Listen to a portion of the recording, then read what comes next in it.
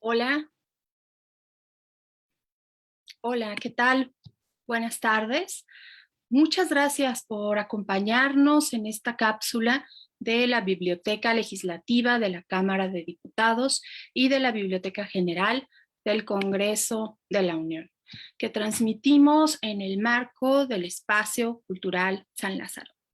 Soy María Vázquez Valdés, directora de bibliotecas de la Cámara de Diputados, y me da mucho gusto transmitir hoy esta cápsula para ustedes. Gracias por acompañarnos. Esta cápsula la dedicamos al escritor Howard Phillips Lovecraft, mejor conocido como H.P. Lovecraft, quien sin duda es un referente indispensable del género del terror y de la ciencia ficción, y que recordamos hoy especialmente porque nació un 20 de agosto como hoy, de 1890, por lo que hoy celebramos el aniversario 131 de su nacimiento. Y pues le recordamos con especial énfasis. Bueno, quiero comenzar esta cápsula compartiendo con ustedes las primeras líneas de esta magnífica obra, Las montañas de la locura. Son, como les digo, las primeras líneas. Me veo obligado a hablar, pues los hombres de ciencia han rehusado seguir mi consejo sin saber por qué.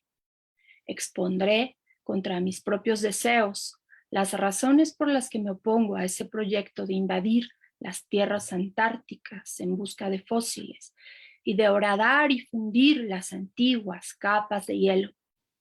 Y me resisto sobre todo a hablar porque sé que mis advertencias serán inútiles.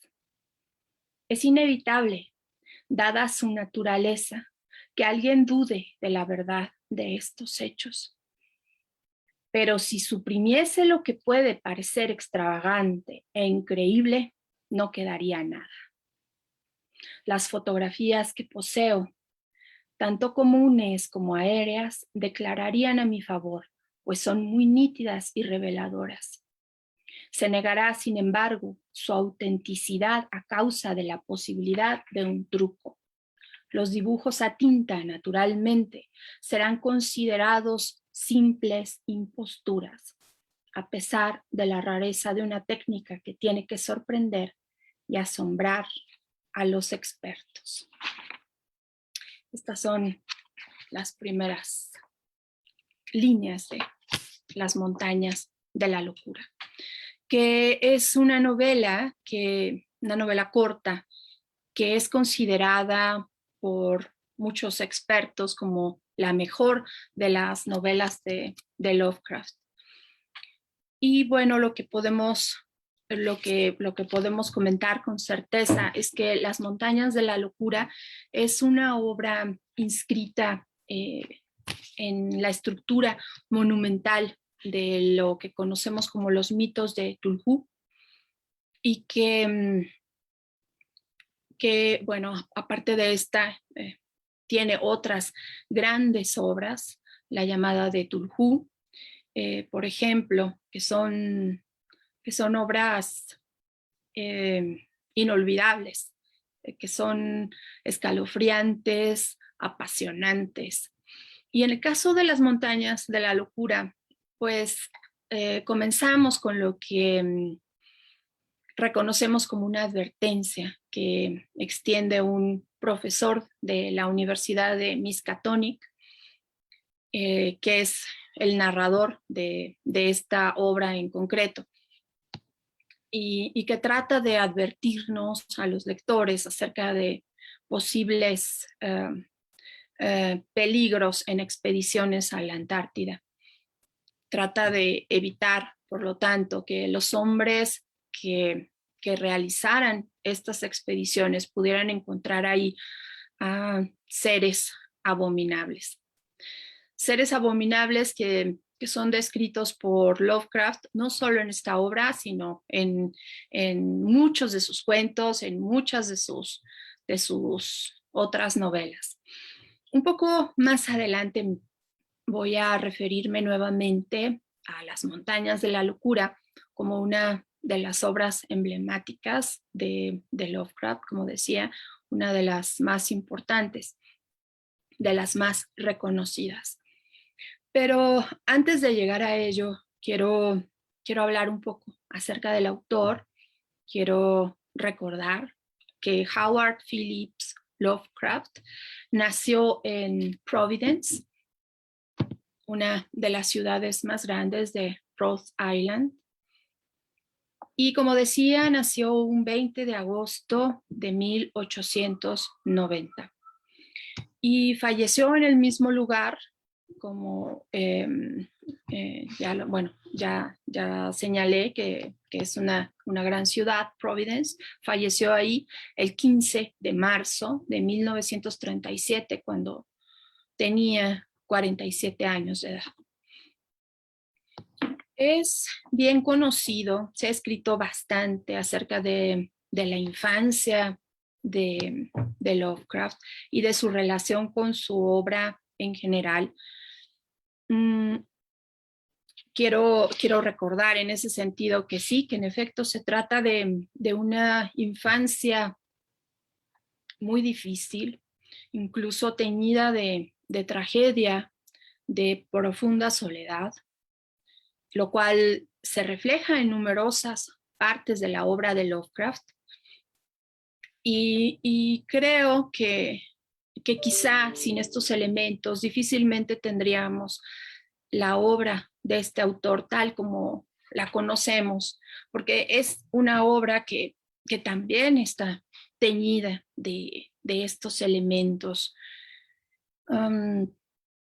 Recordemos también que es una vida con grandes carencias en muchos sentidos, sin duda también carencias económicas que duraron casi toda la vida del autor, lo cual pues es un aspecto más que le acerca a Lovecraft a las circunstancias de vida del escritor Edgar Allan Poe, a quien podemos señalar sin duda como uno de los grandes predecesores en el género para la obra de Lovecraft. Hace poco más de un año realizamos una cápsula acerca de Edgar Allan Poe. De hecho, fue una de las primeras cápsulas del Espacio Cultural San Lázaro. Si no recuerdo mal, la realizamos en marzo de 2020. Creo que fue la segunda cápsula a partir de estos tiempos de pandemia. Y en esa cápsula ya nos referimos a las principales líneas narrativas de Edgar Allan Poe, que creo que no tiene caso comentar nuevamente. Y ya entonces hablamos un poco acerca de Lovecraft. Desde entonces, pues esta cápsula está pendiente como para hilvanar este género, al cual también nos hemos referido con otros autores, como en la cápsula que realizamos acerca de Amparo Dávila, una escritora zacatecana que abordó este género, pues una escritora mucho más cercana a nosotros en tiempo y en espacio. Por ahora, pues quiero referirme al vínculo entre Edgar Allan Poe y Lovecraft, porque ambos comparten, como decía, no solo el género que desarrollaron con gran maestría y que continúa con una impresionante vigencia. También son autores que comparten circunstancias de vida apremiantes, circunstancias de carencia y una historia personal de pérdida, de soledad. En el caso de Lovecraft, su familia descendía de antiguas familias de colonos británicos En el caso de su familia materna, la, la ascendencia se remonta hasta 1630, que pues es una fecha ya muy cercana al desembarco del Mayflower en 1620. Y, y bueno, pues sí, son varios siglos de ascendencia de la familia materna. Y en cuanto al apellido paterno de Lovecraft, también tiene registro, según encontró el escritor mismo en la Inglaterra del siglo XV. Sin embargo, pues hay que señalar que la familia de Lovecraft no era aristócrata. Si bien pues era una familia con recursos, pero no era una familia acaudalada. Su padre trabajaba en una compañía joyera y enfermó cuando el escritor tenía 3 años. Y 5 años después, en 1898, cuando Lovecraft tenía 8 años de edad, su padre murió en un hospital psiquiátrico, lo cual pues ya implica una pauta importante y trágica en la vida del autor. Y desde entonces, pues ya vivió con su madre, su abuelo y 2 de sus tías. Quizá él recuerda en muchas cartas, por ejemplo, su infancia y su adolescencia tuvieron una impronta determinante en su abuelo, porque fue quien le proveyó de libros.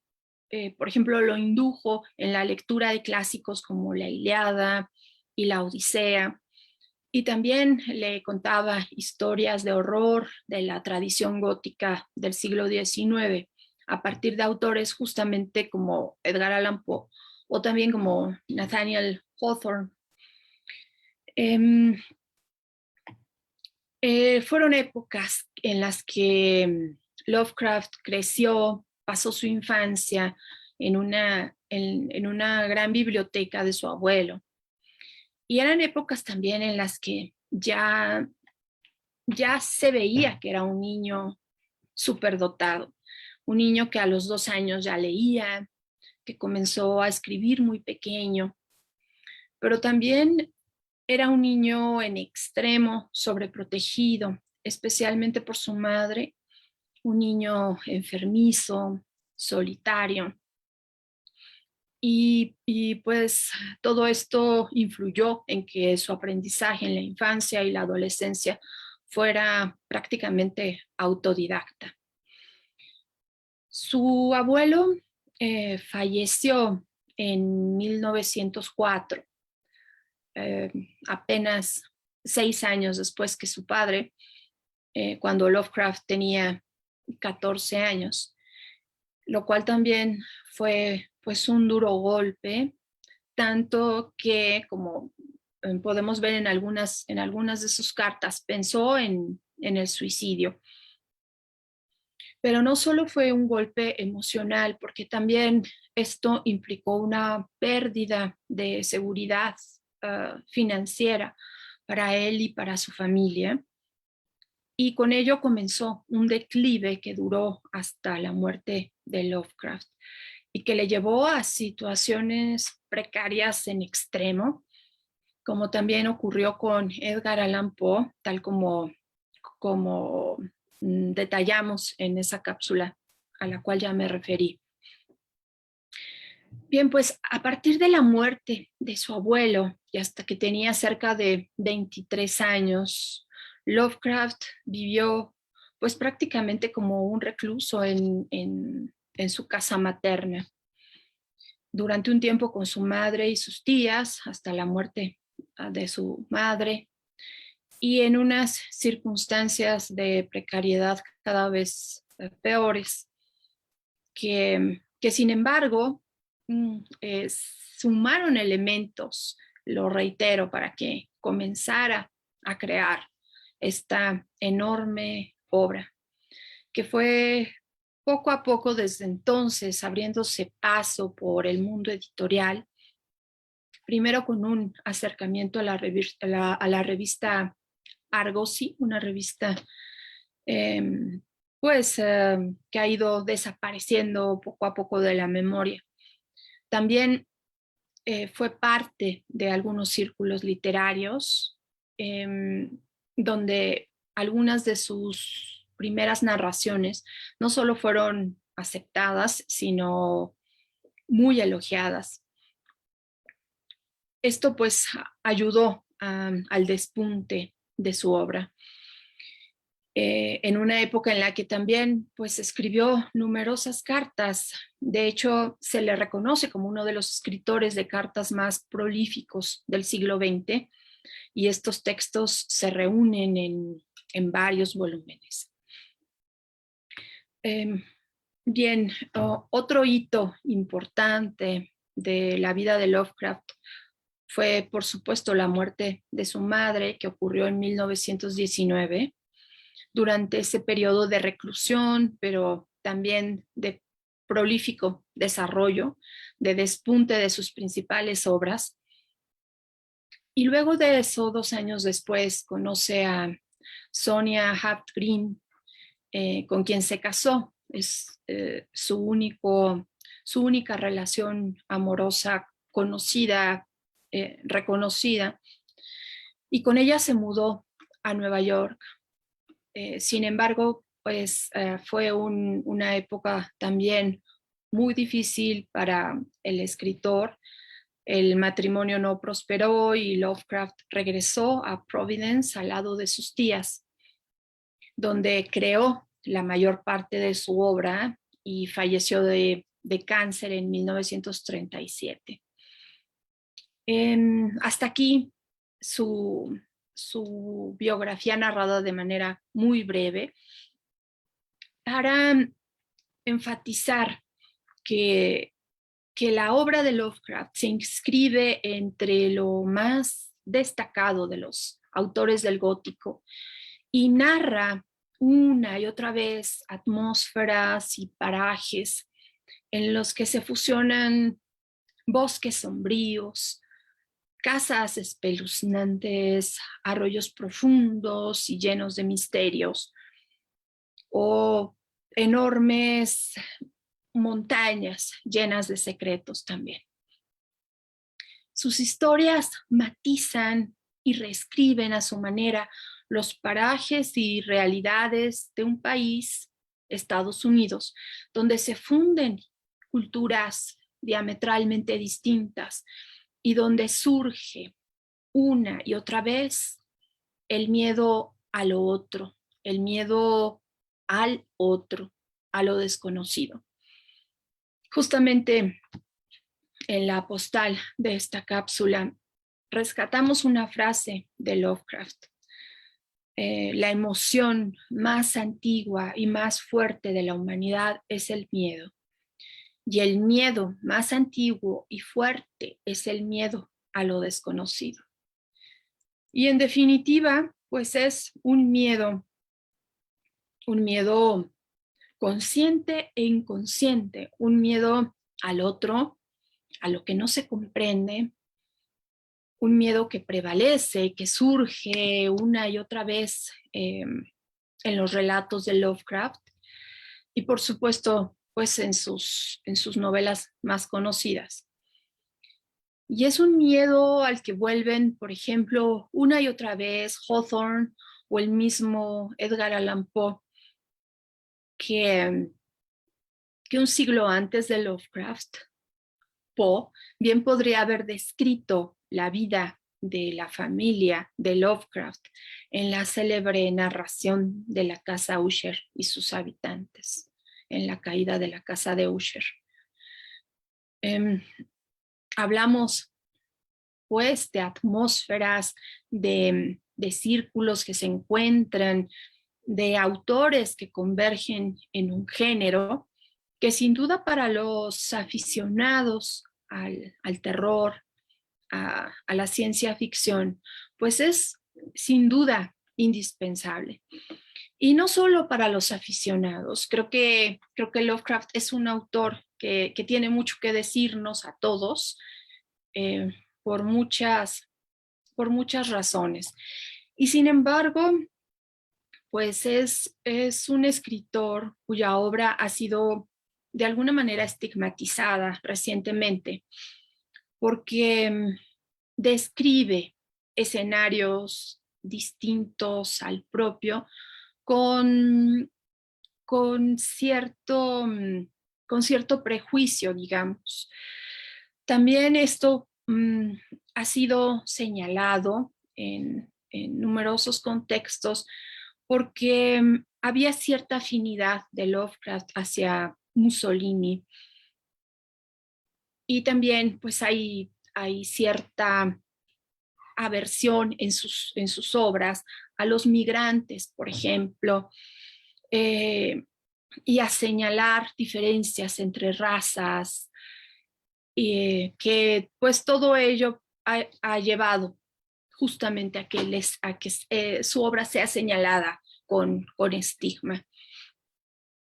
También, bueno, en su biografía hay elementos que han impulsado esta cuestión. Por ejemplo, ciertos prejuicios antisemitas de su familia, de sus tías en concreto, cuando él se casa en secreto con su esposa, que era judía. Sus tías se niegan a reconocerla por estos prejuicios antisemitas. Y bueno, pues quizá la época más prolífica de Lovecraft son los 10 años que vive de regreso en Providence después de su matrimonio con Sonia Green, porque es cuando escribe los reconocidos mitos de Cthulhu. Es en 1926 cuando publica La llamada de Cthulhu, y 5 años después, en 1931, publica Las montañas de la locura, del cual les compartí las primeras líneas al inicio de esta cápsula.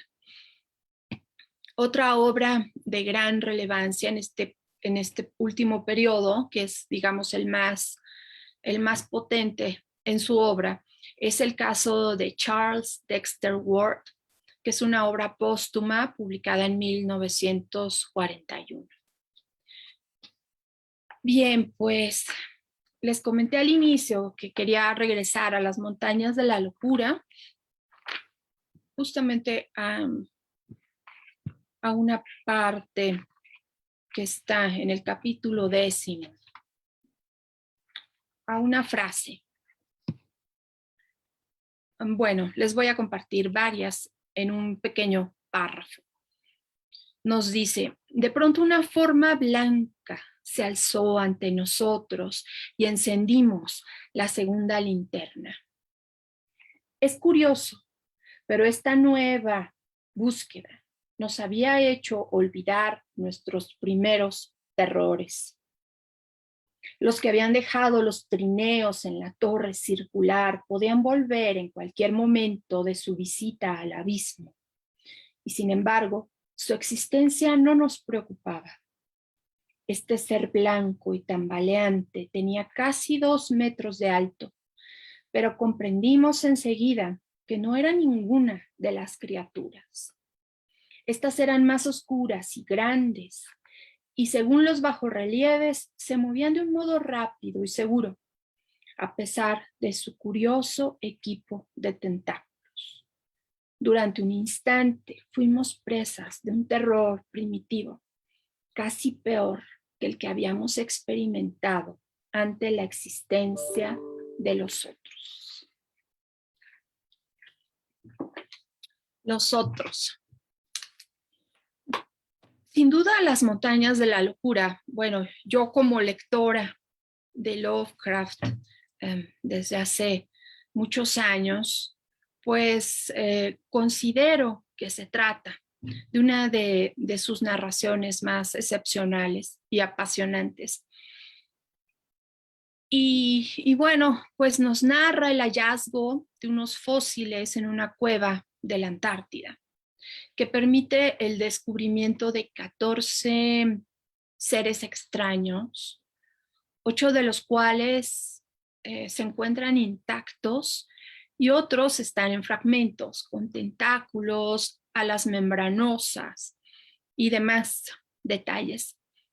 Son seres que no se sabe de dónde vienen, no se sabe si están muertos o congelados. Entonces, el narrador, un profesor de la Universidad de Miskatonic, nos lleva por los entresijos de esta experiencia, nos lleva por estas montañas de la locura, por la experiencia de los personajes y, y con su texto trata de disuadirnos a los lectores de ir a estos lugares donde habitan los primordiales, así con mayúscula.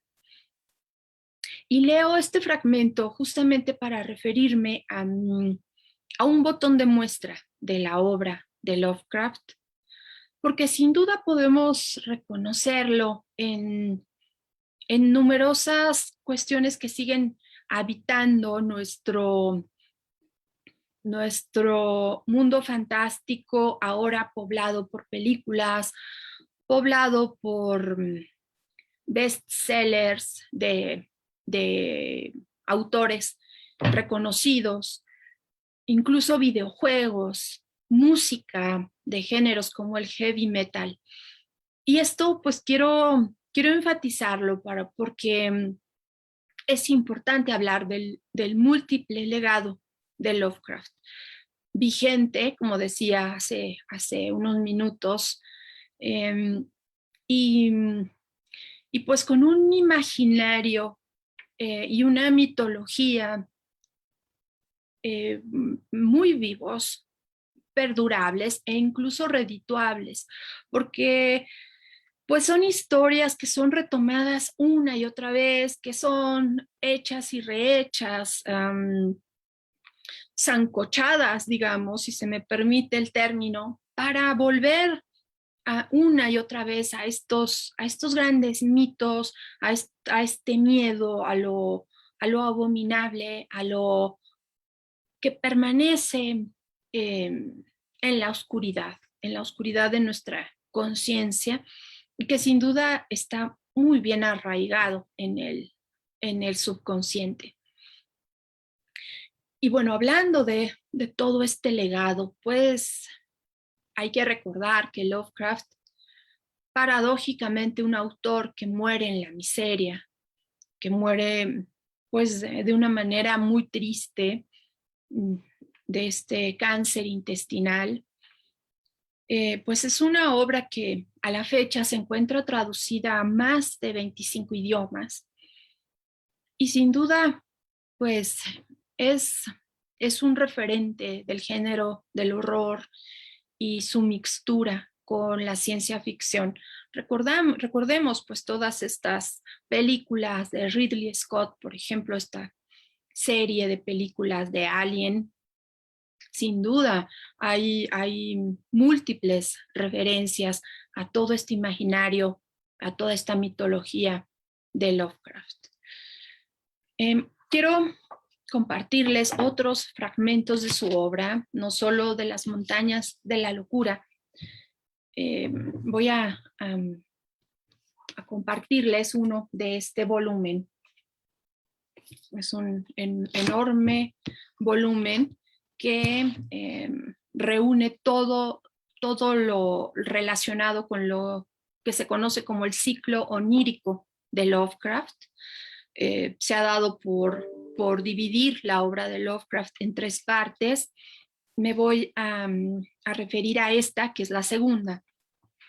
Quiero compartirles un breve fragmento del texto que abre este tomo, este gran tomo, por una narración. Bueno, este es un tomo de 1125 páginas. Como digo, es solamente la segunda parte de los ciclos de Lovecraft, el ciclo onírico. Esta narración se titula El que susurra en la oscuridad. Y voy a leerles una pequeña parte.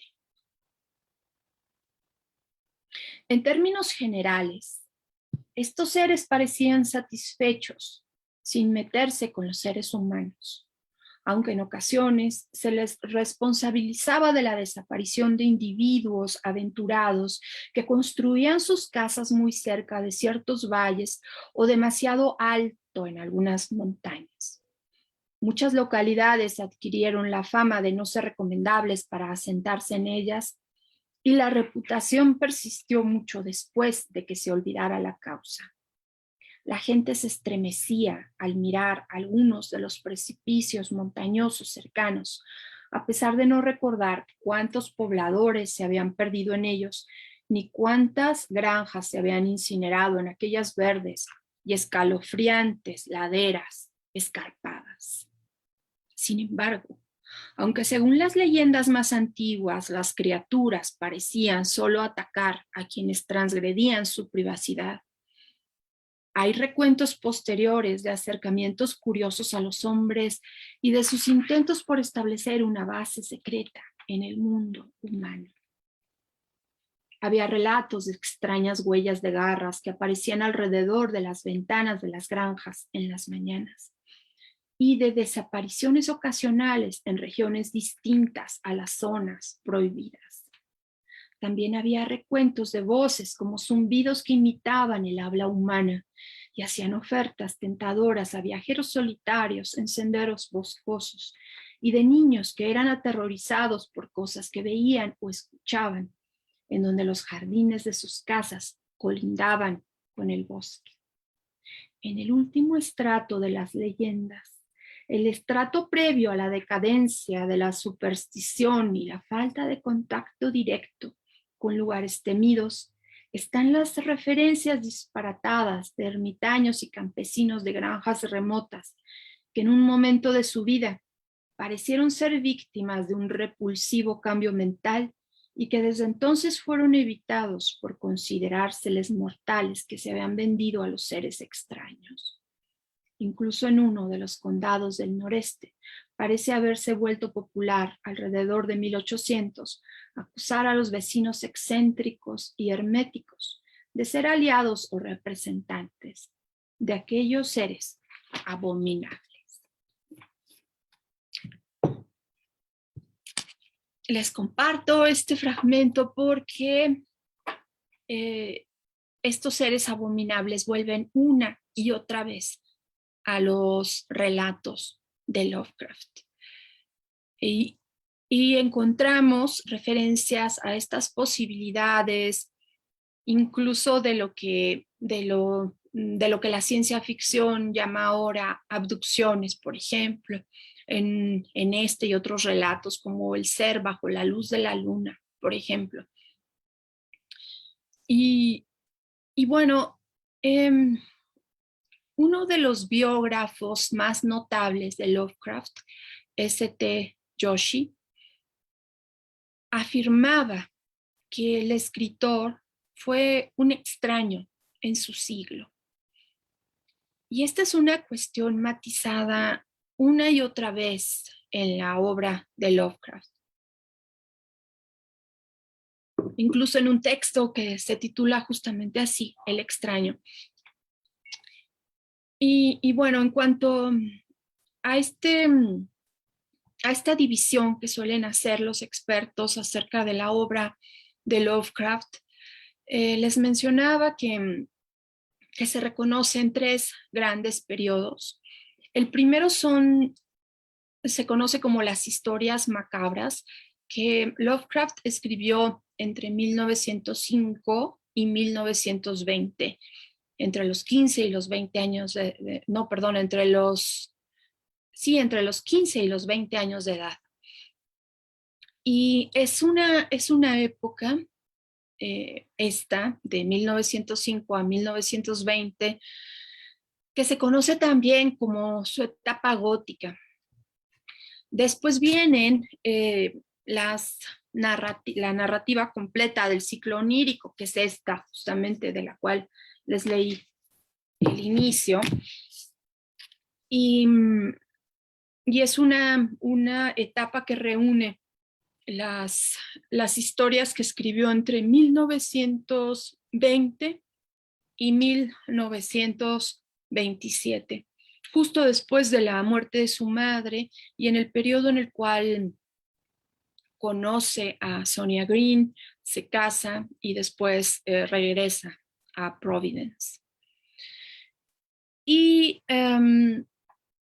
después, la última parte, pues reúne toda la parte de los mitos de Tulhu que suelen unir en una sola estructura el horror, la fantasía y la ciencia ficción. Y es a esta última parte a la cual pertenece justamente esta novela, Las montañas de la locura.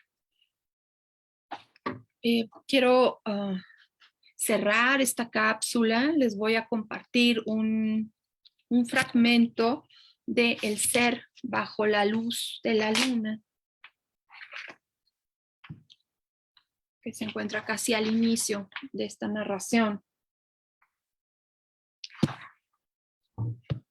Y bueno, explica un poco por qué es una narración inscrita justamente en el ciclo onírico. En ocasiones mis sueños se aproximan en su naturaleza a lo fantástico y por lo tanto pueden carecer de coherencia. Cierta escena se ha quedado especialmente grabada en mi recuerdo.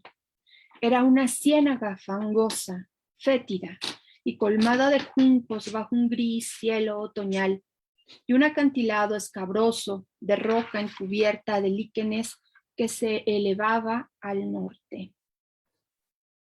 Impelido por cierta cruzada oscura, ascendí una grieta o fisura de este precipicio sobresaliente, y mientras lo hacía, vi las negras bocas de muchas madrigueras aterradoras que se extendían en ambos muros hacia las profundidades del páramo rocoso. Un poco más adelante nos dice: pero la oscuridad era tal que no me permitía percibir la fuente de mi alarma. A la larga, emergí en una planicie de roca musgosa y tierra frugal, iluminada por una tenue luz de luna que había reemplazado al extinto orbe de la mañana. Examiné el derredor con la mirada y no encontré ser vivo alguno, pero percibí una agitación peculiar a lo lejos, entre los juncos susurrantes del pestilente pantano que había dejado atrás hacía poco. Del ser bajo la luna. Pues yo les invito a que lean a Howard Philip Lovecraft. Creo que es un autor indispensable en el género y es también un autor insustituible en la literatura universal. De La llamada de Tulhu, que es pues una de sus obras más estremecedoras. Antes de despedirme, quiero compartirles un breve fragmento que creo que implica muchas más cosas, que nos dice muchas más cosas, no solo como aficionados al género, sino como seres humanos. No hay en el mundo fortuna mayor, creo, que la incapacidad de la mente humana para relacionar entre sí todo lo que hay en ella. Vivimos en una isla de plácida ignorancia, rodeados por los negros mares de lo infinito, y no es nuestro destino emprender largos viajes. Las ciencias que siguen sus caminos propios no han causado mucho daño hasta ahora, pero algún día La unión de estos disociados conocimientos nos abrirá a la realidad y a la endeble posición que en ella ocupamos. Perspectivas tan terribles que enloqueceremos ante la revelación o huiremos de esa funesta luz, refugiándonos en la seguridad y la paz de una nueva edad de las tinieblas, de la llamada de Tulhu, de 1928. Y bueno, al recordar esta parte, este fragmento de esa obra monumental de los mitos de Tulhu, recordé también este interés que tenía Lovecraft por la ciencia en su tiempo.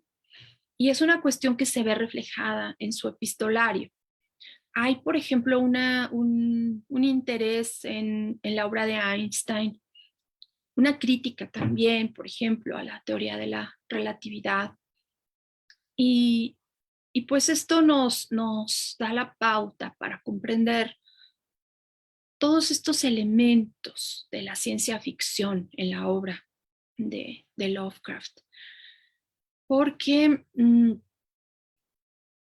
creo que de alguna manera Lovecraft pues es no solo un predecesor para muchos autores, un generador de un gran legado, como decía, implícito en múltiples plataformas a estas alturas.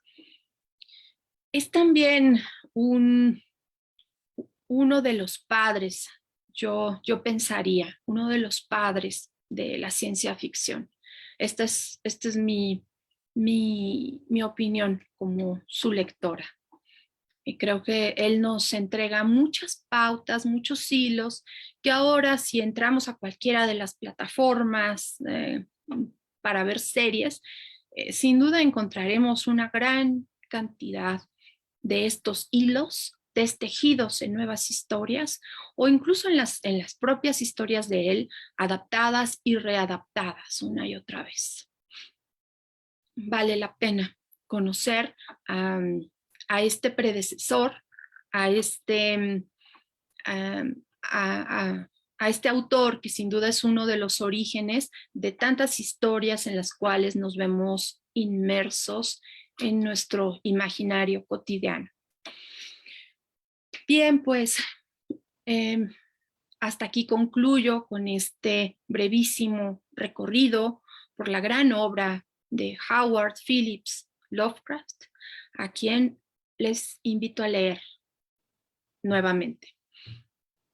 Tenemos sin duda en él a uno de los escritores más relevantes de estos géneros y de esta mixtura de géneros, con un gran número de obras incluidas en los acervos de las bibliotecas legislativas de la Cámara de Diputados y de la Biblioteca General del Congreso de la Unión. En el chat de esta transmisión en vivo pueden ver algunas, no todas, para no saturar estos espacios, pero hay algunas de las obras más representativas de Lovecraft en estas bibliotecas. El Necronomicon, por ejemplo, están los mitos de Tulhu, están pues muchas compilaciones importantes para conocer la obra de este enorme autor. Y bueno, pues con esta invitación reiterada me despido por ahora, no sin antes recordarles que continuamos recibiendo solicitudes de información en los acervos de las bibliotecas legislativa y general del Congreso de la Unión. Seguimos trabajando para ustedes, seguimos en contacto. Estos son grandes acervos que están esperando para ser consultados, compartidos, leídos y releídos una y otra vez, porque son un patrimonio de todos nosotros, un patrimonio intelectual.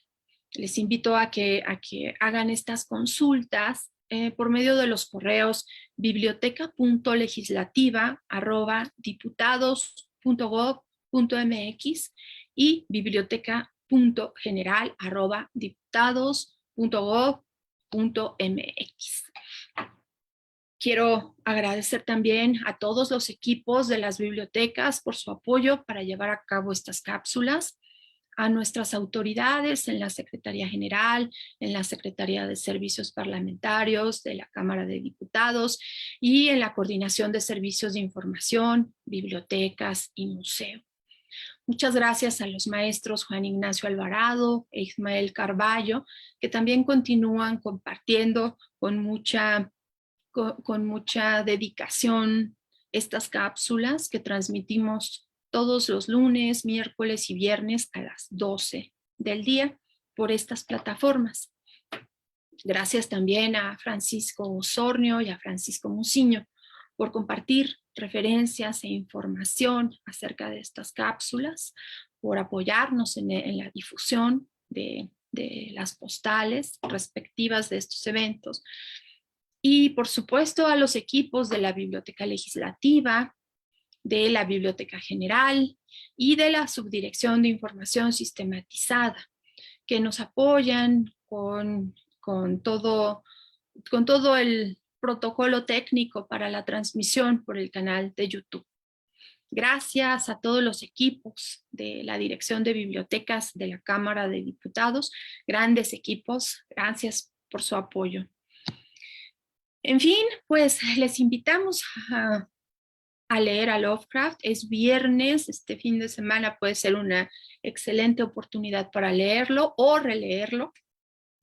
Es tanta su obra que hay muchísimo de dónde tejer y destejer. También les invitamos a seguirnos en el programa cultural del Espacio Cultural San Lázaro. Encontrarán la convocatoria a nuestros eventos en estas plataformas. La próxima semana tendremos la juevelada de agosto, el jueves a las 7 de la tarde. Y también pronto anunciaremos los festejos del aniversario 85 de la Biblioteca General del Congreso de la Unión, que sin duda pues es una gran celebración para nosotros y les invitamos a que celebren con nosotros también. Bien, pues les envío un afectuoso saludo, les deseo un excelente fin de semana y mucha salud para todos. Hasta siempre.